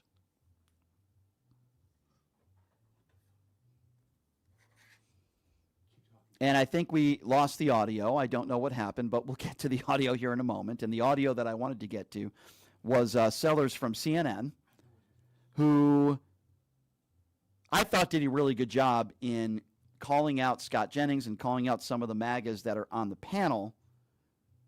And he makes a very good point about the evangelical right, which is, how could you still support Donald Trump and call yourself a religious person? Here it is. That's where our expectations are for him. And for somebody to simply say that the president of the United States, when somebody dies in the fashion that they did, should just be quiet, we need to all look at ourselves and say that is the standard that we hold for the president of the United States, that this man that is 80 years old is incapable of actually having empathy. This man who's 80 years old is incapable of being an example for our children, regardless of Democrat or Republican. And the bigger condemnation I have is for those individuals who call themselves evangelical Christians who surround the president of the United States, but then look at this type of nonsense and turn a blind eye to it. He has a prayer council. They lay hands on him with what? Gloves? Mittens? I mean, that ain't getting through. I mean, who are they praying to? And so I have a great deal of disdain for, and listen, there are people who will say, I love Donald Trump's policies. I hate the man that he is. That is just a very, very weird paradigm that I'm not sure I could find myself in. Yeah, I think that's very well said by Sellers. Extremely well said. And I couldn't have said it any better. How can you call yourself a person of Jesus or God or whatever the hell you believe in and not be able to condemn the statements that Donald Trump has made over the last 24 hours? It makes absolutely no sense to me. So this is the portion of the show where I do want to give you guys a chance to sound off. I asked you all to please remain on topic. The news of the last 24 to 48 hours. We had Ron Filipkowski on. We had Don Lemon on. And now I'm going to open up the phone lines to all of you. 702-221-7283 is the number to call. And again, if you would like to be a part of the conversation, 702-221-SAVE. Played a lot of audio for you, and I want to get your thoughts clearly on some of the audio that we have played. Again, that number, 702-221-7283. This is not about politics. This should be about human decency. When you're the president of the United States, you're supposed to be a leader. Your words matter. And Donald Trump has doubled down yesterday on the statements he made about Rob Reiner. And I'm telling you right now, and I am saying this, if you're not willing to condemn the way Donald Trump reacted to the murder of Rob Reiner and his beautiful wife, then you're not somebody I want in my life. That has nothing to do with politics. It just has to do with human decency. I was talking to a friend about this morning. You know, that's it. I have no tolerance for you. This isn't about how could you support Donald Trump. This isn't about who you voted for. It's not about, it's just about if you can't condemn the president of the United States for the statements he made about Rob Reiner, I do not want you in my life. If you want to call into this show and try to defend them, you can go ahead and try to do that. 702-221-7283. Only 2 phone lines open. Let's start off with Joseph. Joseph is first up on PTL. Hello, Joseph. Hey, Brian. Hey. All right. Here's my piece. Hearing what Trump says and what he put on Truth Social about Rob Reiner does make me feel sick to my stomach because Joe, you there? Did we lose Trump you? Doesn't even have. Repeat that again because we cut off there for like 2 seconds, Joe. Go ahead. Okay. Now, I believe what Rob Reiner says about Trump is the right thing he said. Trump has no decency. He doesn't even have compassion. And all those MAGA Republicans are starting to agree with Trump about Rob Reiner. But me personally, I say I condemn what Trump says. And not to mention all that stuff about him saying that he died from Trump derangement syndrome. I find that terribly disgusting of what he said. It's repulsive. Let's call it for what it is. It's repulsive. And we're not talking about somebody on social media that says repulsive things. We're talking about the president of the United States. Imagine for a moment if Joe Biden was president of the United States when Charlie Kirk was assassinated. And imagine the night of and the following day, Joe Biden trashing Charlie Kirk. The right would go nuts about this. They would never forgive him. You know what? Rightfully so. It would be the wrong thing to do. But Joe Biden would never do that because he was a man that has empathy and compassion. Barack Obama would never do that. Bill Clinton would never do that. George W. Bush would never do that. I'm naming you all the presidents in my lifetime. But Donald Trump does it. He does it on a regular basis. He did that with Colin Powell. He did it with John McCain. He's done it with Representative Lewis. He's done it with many of others who have died, and they were not big Donald Trump fans, so he makes it about himself. That's what Donald Trump does. He always makes it about himself. He can't for a moment make it about somebody else. Remember when he wanted credit for John McCain's funeral? By the way, the McCain family didn't even want him there. He always tries to make it about himself because he is a repulsive, despicable person. That's why, with zero empathy. I agree, too, because all that Trump is doing is that he just wants to use anything for his political gain and also allowing hate crime and anti-Semitism to be the law of the land. And it's going to make ordinary people like you and me to deal with these kind of people. I mean, I got to be honest with you. I'm at a level 100 right now. The last couple of days, Joe, I appreciate your phone call. I'm at a level 100 with some of these people. If you're willing to call it out and you're willing to say this is terrible or, it's beneath the presidency, okay, great. I'll have some respect for you. But there's too many people out there that are not willing to do it. There's only been a few elected Republicans that have spoken out about it because all they care about is remaining in power, and they're afraid of Donald Trump, and they just want to remain in power. It's absolutely despicable, and it's disgusting. These people have no empathy, and Mike Johnson isn't in. Let me tell you something. If Joe Biden talked like that after somebody was murdered, Mike Johnson would be the only thing that Mike Johnson would be talking about for the next 6 months to a year. 702-221-7283. Again, that number, 702-221-SAVE. Let's go to Jason. Jason is next up on PTL. Hi, Jason. First of all, let me say happy Hanukkah. Thank Second you. day of Hanukkah. Thank you. And to all of Jewish people, I hope you're all Shabbat Shalom. But more than anything, I want to say, I don't know why blacks and Jews don't collaborate and become more powerful than they were. As you remember, in World War II, when we first freed, when Auschwitz was freed, there was a black battalion that freed the first band of Jews from Hitler's clutching gates. That's number one. Number two, I don't expect anything from Trump. He is Satan's son, and everybody that calls himself evangelical or evangelical Satanists, because that's where they're going to hell. Because if you don't stand, it says it in Proverbs. So anybody that says they believe in, I don't know, like Mr. Sellers did yesterday, I don't know what God they believe in, but that ain't the God I know. And more than anything, I don't know if you've seen it, but it's the most funniest thing. The guy Donald, the girl that Donald Trump decides going to be the head of energy. Yeah. Yo, she is so dumb that your boy asked her one basic question: what is the easiest and cheapest form of energy? And she couldn't answer the basic 101 that somebody in junior high school should know. So we are, if we don't get these people out of office, we are. And J.D. Vance, go hump a couch because you're a liar, and that's all you'll ever be is a liar. Period. Yeah, that's another. Man, I love you, man. Love you too, Jason. I forgot to tell you. Yep. I forgot to tell you. Yeah. Wipe Tim Pool with across the floor. It's like you debating a 2-year-old. It's not even going to be a challenge. So wipe the floor with him. I am and then prepared. Tell him, hey, and then tell him go lick sniz. I might do that. We'll see. Jason, I love you, bud. Thanks for the call, Jason. I appreciate it. I am prepared, and I have some criticisms for Tim Pool that I am ready tomorrow, and I appreciate your phone call very much. Jason's right. I mean, for the most part, black people and Jewish people have worked together. I think they do have a lot in common, particularly being discriminated against, victims of racism and anti-Semitism. I agree. And I'm with you on that 150%. 702-221-SAVE. And again, the number to call if you want to be a part of the conversation. How can you defend Donald Trump and the things that he has said about Rob Reiner in the last 24 hours? How? How can you do it? I don't understand it. Let's go to Scott. Scott is next on PTL. Hello, Scott. Hey, how are you? Hey, what's up, Scott? I'm getting off a bus on Jones and Edna, but I want you to make me a promise. What's that? When Donald Trump dies and I call into your show, don't convince me to have any compassion for his family, his children, or anything else. I won't, because I think. Listen, let me be very clear on this. There's a difference here. I think Don Jr. and his daughter and his second son. I believe they're very bad people. Okay, I believe they're very bad people. I think Melania Trump is a very bad person. I don't feel empathy for bad people. The day after Rush Limbaugh died, and let me be very clear on this: Rush Limbaugh was not murdered.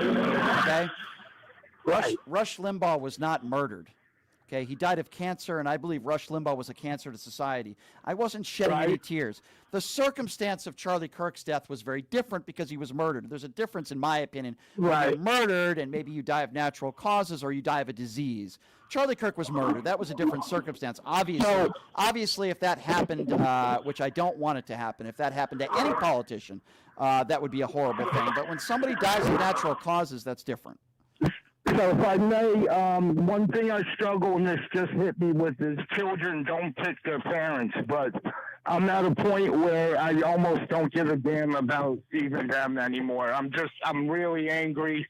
When I'm angry, I want to lash out. I know the kids didn't do anything, but I hope they get mental help when they get older if they need it. And I'm just at my wit's end like you are, and I think it's time to meet hate and anger with hate and anger for those of us. Well, listen, I don't mean violence. I know what you're saying. I understand where you're coming from, and obviously I don't believe today, and if they go low, we go high. I've talked about that. Obviously, I would never condone violence, but you got to stop being nice to these people. I've had it. If you're a bad person and you can't condemn the stuff that Donald Trump said about Rob Reiner, then you're a horrific human being, and I have nothing but negative things to say about you. That's it. 702-221-7283 is the number to call if you want to be a part of the program. Let's go to Chris. Chris is next up on PTL. Hey, Chris, what's going on? Thanks for calling in. What's on your mind? Hi, Chris. Hello, this is Christian. Yeah, go ahead. Yes. How's it going, man? Happy holidays. Hi, thank you. You as well. Two things. I find it's only pure the hypocrisy that you hear from people that claim to be part of your feelings or wanting empathy all of a sudden when it happens at their feet, and then all of a sudden now it's just dead silence. It goes to show it was never about these moral compasses they claim to be this party of moral compasses and protect the kids and all that. It's about what you view as power and or weakness. Yeah. And how they wish to like burn the land. Many times, as their opposition would, let's say, would try to reach out, and extend, grace or empathy, or for that matter, or try to just come to an agreement or a disagreement. That's what it truly goes down to. I would add, like, I felt like, well, I remember you a couple months back, you were on Piers Morgan with Amazing Lucas and all that. And Yep. Sure. I know you truly don't see and agree with how he stands about how he treated the Charlie Kirk since. But you know what? Him and people like this, the way they pretty much, the president has acted, they're pretty much emboldened that. And Amy, I don't fully co-sign it, but it's celebrating them. Yeah, so I'm with you. I'm with you, my friend, and I'm sorry to cut you a little short, but we have a kind of a bad phone connection. It's kind of hard to hear you. I did hear most of what you said, and you're welcome to call back anytime. And I agree with what you said, the part that I could hear, of course. Listen, make no mistake about it. If we're talking about race, when Donald Trump or any of his lackeys that are all white that would use the term DEI hire, it's a code word for the N-word. Let's just call it for what it is. I'm tired of making excuses for these people. These are despicable human beings. The Jack Posobics of the world and others that are defending Donald, and Benny Johnson's, they are defending Donald Trump and his statements about Rob Reiner hours after he and his wife were murdered.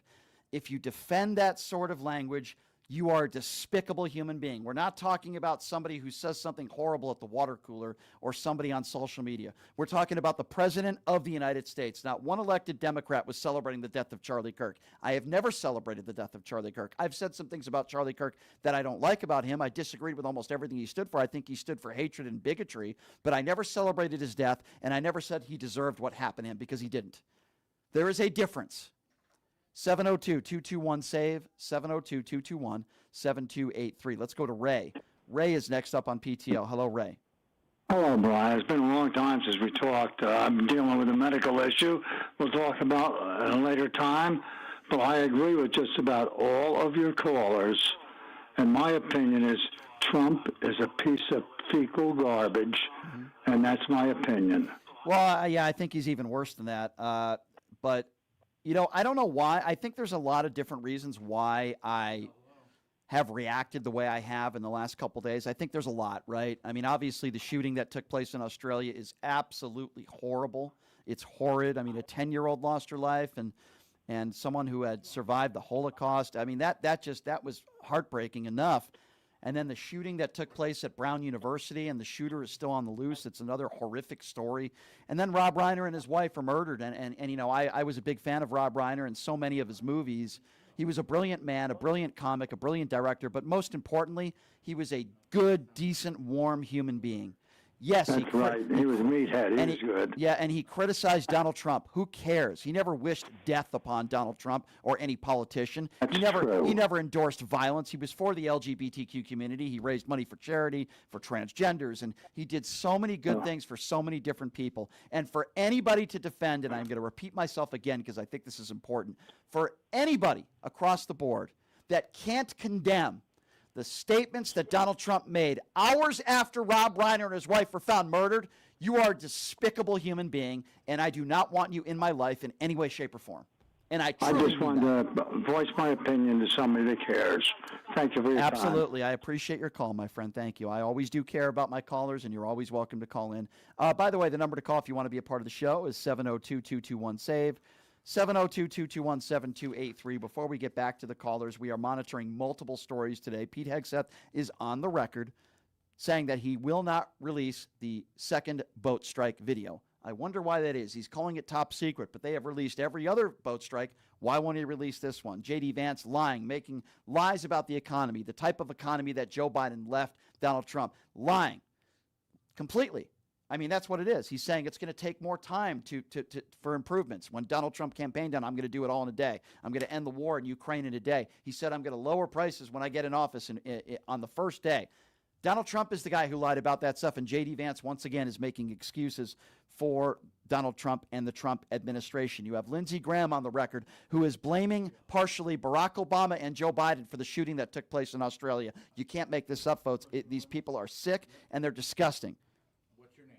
702-221-7283 is the number to call if you want to be a part of the conversation. Let's go to Ryan. Cody. I believe we have Ryan who's calling in next. Hey, Ryan, thanks for calling in. What's up?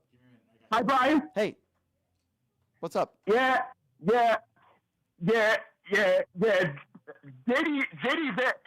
Vance is lying. I can fully remember it. I can fully remember those days when JD Vance was anti-Trump. I definitely remember that. Well, he called Donald Trump the next American Adolf Hitler. So, yeah, you're right. He was. He was. Did we lose Ryan? Hey, why do you think he changed? That's a really good question you ask, Ryan, because all he cared about is his own political career. It's the same reason why so many Republicans out there keep their mouths shut and curl themselves into a MAGA mushroom pretzel. J.D. Vance is no different. In fact, he's probably one of the worst of them all. Can you imagine if you called somebody the next American Adolf Hitler, and then a year or two later you worked for that person and you accepted a job, and the only reason why you accepted a job for somebody that you think is the next American Adolf Hitler because you think it would help your career? It's exactly what J.D. Vance did. And it's a very good question that you ask. 702-221-7283. I believe Cody is next up on PTL. Hello, Cody. Cody, are you there? I am. Yeah, hi, Cody. Go right ahead. Hey, I was just, you saw a little bit of a fracture with the Reiner murders. I was wondering what your take on it, what caused the Reiner deaths to be different than all the other stuff that he has said when it comes to other people of importance passing on.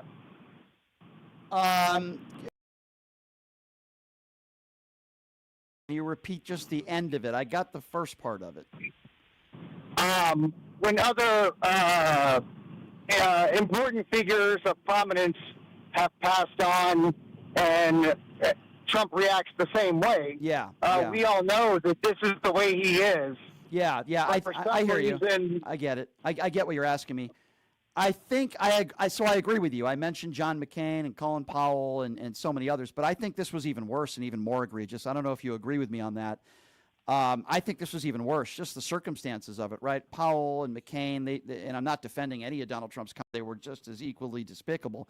But maybe this is even worse, just the circumstances of Rob Reiner's death, right? Dying at the hands of his own son and his wife. I mean, it's so awful on so many different levels. And the way that Donald Trump reacted to it, I think, was maybe you could make the argument. I think maybe I could make the argument it was maybe one of the worst tweets of his life. And he's got plenty of bad ones and plenty of bad takes, but this was so beyond the pale and so despicable. I can agree to that. So, on that same topic, do you think that what he said is purely part of his pathology? I think it's. Or do you also think that it's a media attention grab and it's also the trigger? No, I don't think it's a media attention grab because he's not running for office again. I think this is who Donald Trump is. The man struggles. He has absolutely no empathy. Everything that happens in the news, no matter how tragic it might be, Donald Trump always makes it about himself. Think about it. In the original Truth Social post, he talked about how great the economy is. Everything that happens in the news, it could be a legendary actor and director and comedian like Rob Reiner. Trump finds a way to make it about himself because he is a very mentally ill, sick man. He's sick. He has no empathy. And, that his entire life, he just constantly wants to make things about himself. And that's because yeah. He's hollow inside. He hates himself. Yeah, I think he's probably the most insecure man I've ever learned to come across. I mean, this is a guy who wakes up in the morning. He puts 8 layers of orange makeup on. He's had 4 hair transplants. He's got fake teeth. He puts on his makeup. He puts on his stilts. And, you know, this is a very sick, mentally ill, deranged man who looks like a clown, all due respect to clowns. And he's more insecure than your average 10-year-old girl. And you know, this is also the guy who dodged the military multiple times, but yet MAGA want to make him out to be Superman. I mean, these are some of the dumbest people America has to offer. Agreed. Do you think that some people are more susceptible to what has happened to them to let them fall into a MAGA type mindset, and some people are like adverse to it? Like when we hear it, like I can see through it immediately. Well, I think it boils down. Fall in. Yeah, I think it boils down to a few different things. Number one, I think many, not all, but many in his base are very ill-informed and uneducated. They are brainwashed. I think many of them, they watch their Newsmax, they watch their OAN, they get their information from Jesse Waters. So, of course, if that's where you get your information from, some people that are very stupid, let's just call them for what they are, they believe it every single day. So I think that's a portion. I think there's another portion of people that know who Donald Trump is, and they don't care because they're extremely selfish. Maybe they're extremely wealthy. And then there's the group of people that are just pure hateful people. They're racist people. They're bigoted people. They want to see all brown people be deported. They love what these ICE agents are doing around the country, not giving people due process, separating families, kidnapping people. So I think it's a mixture of all sorts of different reasons why they fall into this cult, because that's exactly what it is. It is a cult. And for the people out there, I repeat myself once again, that are not condemning Donald Trump's statements about Rob Reiner, you are despicable. I'm sorry, you are. If you can't say it's wrong at a minimum, then you are despicable. You're a terrible human being, and it's not that every single person who voted for Donald Trump is a terrible human being, but if you are a terrible human being, chances are you probably voted for Donald Trump. And I completely agree. I haven't spoken to any of my personal colleagues, associates, or friends about how they feel about what happened to Rob Reiner and his wife. But I would want no association with them in my life either. Yeah, if that's they how can I feel. still back up what he said. That's how I feel. I'm telling you that right now. If you can't condemn what he said and stop using the whataboutisms, oh well, the left did this, the left did that. Joe Biden. These people are not the president. Okay, this is the president of the United States. If you can find me a Democrat president in my lifetime that has ever done anything close to the things that Donald Trump has said when it comes to people who have been murdered, then I'm all open ears and I'll call it out. But it hasn't happened. And these people that make excuses, oh, well, look at what Joe Biden did. Really, what did Joe Biden do? Has he ever endorsed? Has he ever attacked somebody within 24 hours of them being murdered? I mean, it's beyond the pale. Joe Biden would never do this. Barack Obama would never do this. George W. Bush would never do this. George Bush Sr. would never do this. Jimmy Carter wouldn't have done it. Barack Obama never did it. You couldn't find me a president that has ever done this before. Donald Trump is a despicable human being. He has no empathy. He has no moral compass, and he needs to make everything about himself. I appreciate the call, sir. Really good questions. Thank you. We go to the YouTube Super Chat where Eshpup says, Trump is small, and so are his supporters. Their hatred will eat them up. I completely agree with you. I don't disagree with that for a second. Thank you for your support in the YouTube Super Chat. 702-221-7283. Again, that number 702-221-SAVE. Let's go to Mark. Mark is next on PTL. Hello, Mark. I'm going first-time caller. Hey, what's going on? Thanks for calling in. What's on your mind? Man, what world are we living in when Trump is saying that Rob Reiner has Trump derangement syndrome, and he refers to himself in the third person? He did do that, didn't he? He did do that. Yeah. Yeah, that's Sometimes bizarre. You just sit and look and like, what world are we living in here, man? Uno reverse card day? What's going on? I asked myself that very same question over the last few days. I just cannot believe we are living in a country right now where there are actually elected officials and educated people that are not willing to call this out. I cannot believe it. It is so beneath the pale. And it's right in plain sight. It's like, how stupid do you think we are, really? Well, I think a lot of Donald Trump supporters are very stupid. I think he knows. I mean, he said he loved the uneducated. He said that at one of his rallies, and he was telling the truth because that's his base. Oh, Yeah. They're willingly blind is what they are. It's unbelievable to really see. It's sad. It's sick. And you know what pains me is that Rob Reiner helped so many people in his life. You know, he did so many good things for a lot of people, and he's such a brilliant director, and I love so many of his movies. But, you know, think about the circumstances of this man's death. In the last breaths that he took, he had to know that his son did this, right? His son did this. And I can't think of a worse way to go. It was so horrible. And, you know, I'm sure we'll learn a little bit more about the murder, but it appears as though his son, who suffered from drug addiction, and let me be very clear on this, just because you suffer from mental illness and just because you do drugs is not an excuse for killing members of your family. So I don't think anybody's doing that. I hope this son suffers the rest of his life. I really do. But knowing Rob Reiner, he would not want that for his son. He wouldn't want his son to suffer. No, he had some serious problems. It's really unfortunate. It is. I mean, unfortunately, I mean, drug addictions lead you some really dark places, and it does. I can't condone, you know, to what he does, and I mean what happened, but yeah, it does. But from rough my understanding is that the Reiner parents did everything they could to try to help their son. And on Saturday, from what I have learned, and I guess we're learning now, it was probably early on Sunday morning, or maybe even when they came back from the party, that the murders took place. Because what we're understanding is when the daughter found the body, they were gone for quite some time. Those are the reports. So here's what we're learning, and for those of you that are unaware, all three of them, the parents and the son, were seen at Conan O'Brien's party in L.A. on Saturday night. At that party, visibly, witnesses said they were in a shouting match argument with the son, going back and forth. They left the party very, very upset. So it appears to me, based on what investigators have said and some witnesses, it appears to me most likely we are going to learn that when they came home from that party, that's probably when the murders took place. So it was probably at some point on Saturday night, coming home from that Conan O'Brien party, where that took place. That's what we're learning. That's crazy. Yeah.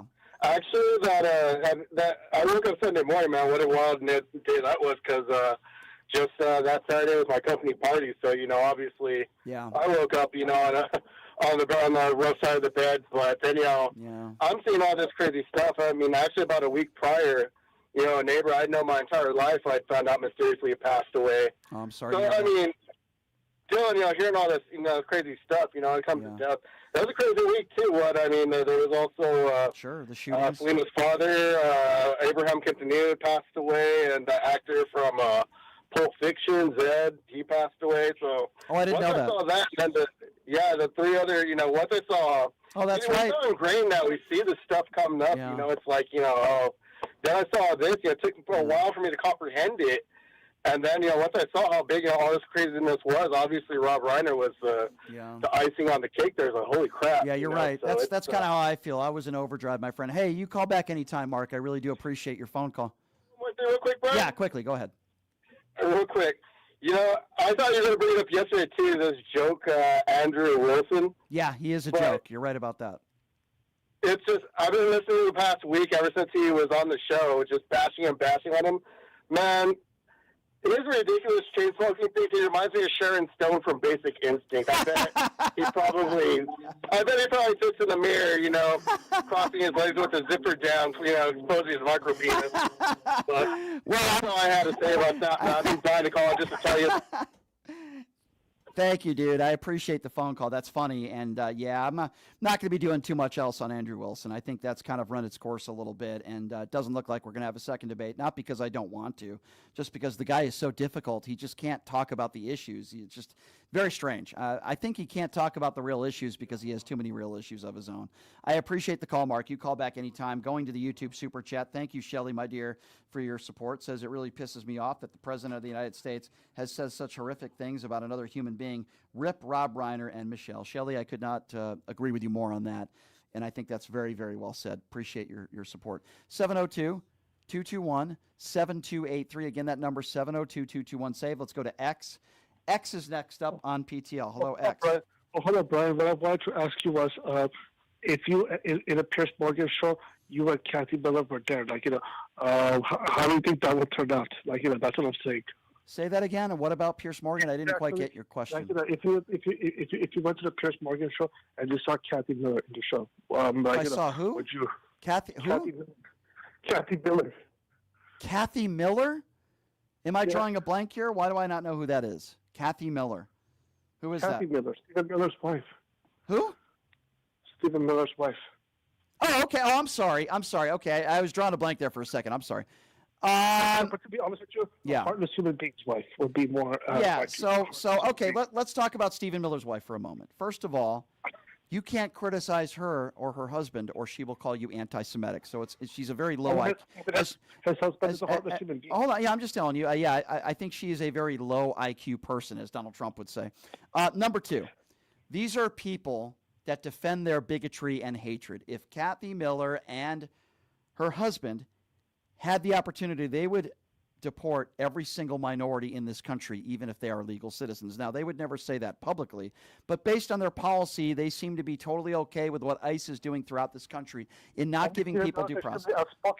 And I would also tell her, as a fellow Jewish person, I would also tell her, you are an embarrassment to Jews. You and your husband are an embarrassment to Jews. Stay out of synagogue. You are a disgrace. That's what I would say to her, because that's how I feel about her. She is a disgrace. I would bring her religion into this, because in the Jewish religion, you are supposed to respect others religions, respect where people come from, respect the color of their skin, respect their sexuality. I have minor disagreement. Can I speak? I have minor disagreement. Okay, what's your disagreement? What I'm saying is Stephen, By the way, you were talking about Katie Miller. It's not Kathy Miller. It's Katie Miller, but that's okay.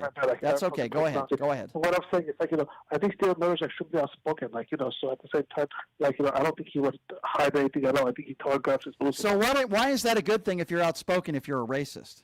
You think that's a good thing? I'm not saying it's a good thing. I'm not saying it's a good thing, but I'm saying he telegraphs his moves a lot. Well, so what? I mean, he's but he's damaging the country. I don't care how well prepared in his racism he is. If you had a grand wizard that showed up to a Klan rally and he gave a great racist speech, would you be saying, well, he's very well prepared? No, of course you wouldn't, because you'd be saying that's a horrible person. He would not hide anything at all. I'm saying he wouldn't hide anything at all. Like maybe other people would. So he doesn't hide his racism. We're supposed to give him credit for that? I don't understand what you're saying. I'm not saying we should give him credit, but you're saying that he would never say it publicly. I mean, I think he's telegraphs his moves way too much for him not to say it publicly. Okay, so what though? I mean, you would agree with me. Stephen Miller's a horrible human being. Can we agree on that? I mean, he's a heartless human being. I mean, not a horrible human being. Well, if you're heartless, then you're horrible. I think the two go hand in hand. Can we agree on that? I mean, sure.